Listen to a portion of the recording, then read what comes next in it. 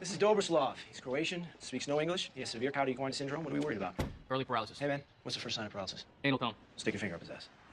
Normal procedure is to get an MRI. An MRI would take hours and delay steroid treatment and surgery, both of which might save Dobroslav. A loose rectum means his legs may give out soon. Tight means there's no paralysis, so we need to know exactly how tight it is up there. You know, it's interesting how Conrad knew it was Cauda Equina without even having confirmed it on the MRI, which is the test of choice to diagnose the condition. Now, Cauda Equina Syndrome is a compressive spinal emergency involving the nerve roots of L3 to S5 below L2. There are many causes of it, most common of which is a large posterior medial disc herniation, but it can also be caused by trauma from vertebral fractures or epidural hematoma, and of course tumors as well. And really, the underlying mechanism for all of them is a compression of the lumbosacral nerve roots. The most sensitive and specific exam findings include 1. Saddle anesthesia, which affects the perianal, genitalia, the inner region of the thighs, and usually it's sensory loss in that S3 to S5 dermatomes, which is highly suggestive of the condition.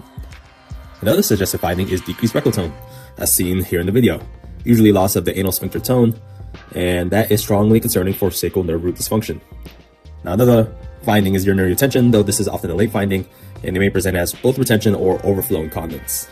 Now, the lower motor neuron leg findings usually include asymmetric weakness, flaccid paralysis, areflexia, and muscle atrophy. The workup for Cauda Equina Syndrome includes an urgent MRI of the spine without contrast. Now, if you're concerned for cancer or infection, consider getting that with contrast. If MRI is not available, oftentimes we get a CT myelogram.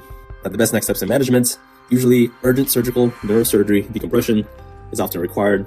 Oftentimes, too, they give high-dose IV dexamethasone if you suspect malignant compression to reduce vasogenic edema and decrease mass effect, though this is often not helpful in etiologies like disc herniation or trauma etiologies. To sum it all up, if you have a patient presenting with back pain, plus bowel or bladder dysfunction, that is a red flag. I would strongly highly consider Cauda Equina Syndrome.